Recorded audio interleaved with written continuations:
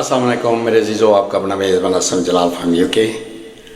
आप मेरे YouTube channel देखना तो मेरे अजीज़ों मेरे चैनल को सब्सक्राइब करना मत भूलिए और बेल आइकन को दबाना भी ना भूलें। आज मैं पाकिस्तान की तारीख दोहराना चाहता हूँ। 1971 में हमने बंगालियों को गद्दार करार दिया था और फिर 1974 में हमने बलोचों को गद्दार करार दिया। 1992 में हमने महाजरों को गद्दार करार दिया और फिर आई पश्तूनों की बारी, उन्हें भी गद्दार करार दे दिया गया। और अब रिसेंटली आई है हमारे पंजाब की बारी और पंजाब को भी गद्दार करार दे दिया गया है।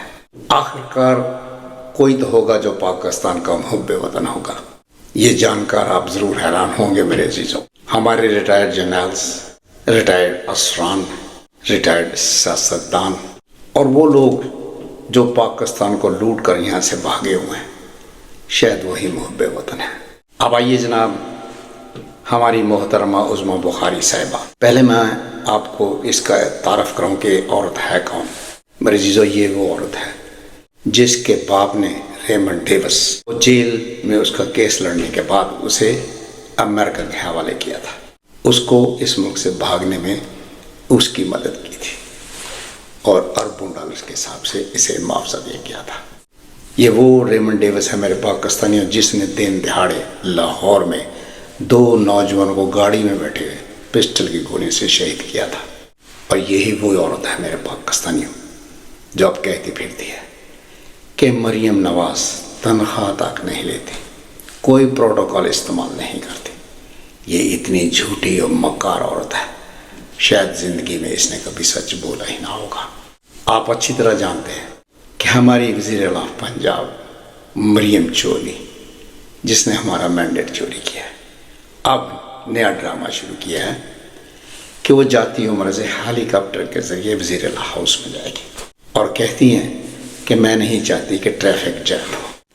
ये वही औरत है मेरे पाकिस्तानी, जब इमरान खान बनी गाला से वज़ीर आज़म हाउस में आया करता था, ये भौंका करती थी उसके ख़िलाफ़। और अब यही हमारे पाकिस्तान के ख़जानों को दोनों हाथों से लूटती चली जा रही है। अभी रिसेंटली इसने 2.5 करोड़ के टायर और अंदर पोस्टर जो वो मैच किए हैं। जब तक इन जैसे लोगों को आप नहीं रोकोगे, ये आपका, आपके बच्चों का, सारे पाकिस्तान का सत्यानाश करके इस मुल्क से फिर ये भाग जाएंगे। पाकिस्तान दुनिया को वो वाहिद मुल्क है जिसका हर सरकारी अदारा आवाम को तंग करने की तनख्वाह लेता है। और फिर हमारे मौजूदा वज़ीर आज़म, इसे तो मैं चोर वज़ीर आज़म कहूँगा, फरमाते हैं कि मुल्क कर्ज़ों में डूबा हुआ है।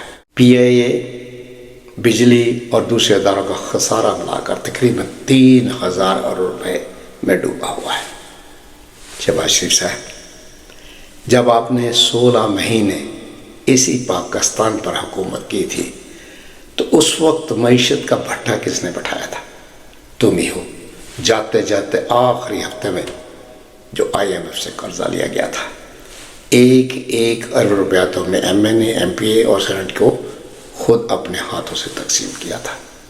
उसकी वजह यह थी कि आइंदा इलेक्शन में वो तुम्हारा साथ दें। अगर मुल्क का गर्दिशी का सारा इतना बड़ा है तो फिर ये पंगा लेने की क्या ज़रूरत थी? ये मैंडेट चोरी करने की क्या ज़रूरत थी? क्यों पाकिस्तान का वज़ीर आज़म बने हो?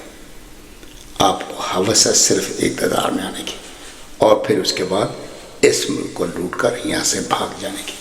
लेकिन शायद अब आपको ये मौका नहीं मिलेगा। मेरे पाकिस्तानियों, इस वज़ीर आज़म की मैं आपको ये मिसाल देना चाहूँगा कि इसकी मिसाल यूँ है कि एक शिकारी का कुत्ता खरगोश के पीछे भागते भागते थक जाता है, लेकिन खरगोश फिर भी भाग जाता है।